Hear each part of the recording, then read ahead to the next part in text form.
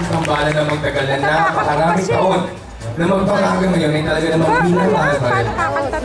Alam niyo po, kaya dito sa ASAP 2012, pinagdiriwang po namin ang 10 taon ng on-screen love at partnership with John Lloyd Cruz at Bea Alonzo. In celebration of their 10 years of being a very successful love team, balikan natin ang kanilang mga pelikula na talagang tumatak sa puso ng bawat Pinoy. Watch this.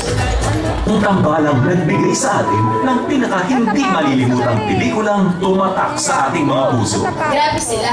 Kasi bihira na yung nakakatagal ng ganun. 10 years, tapos bawat projects na gawin nila, hit talaga lahat eh. Fan talaga ako ng John Lloyd Bea. Ang tagal ng love team ni John Lloyd Bea kasi unang-una, mahusay na artista pa rin. They're very professional.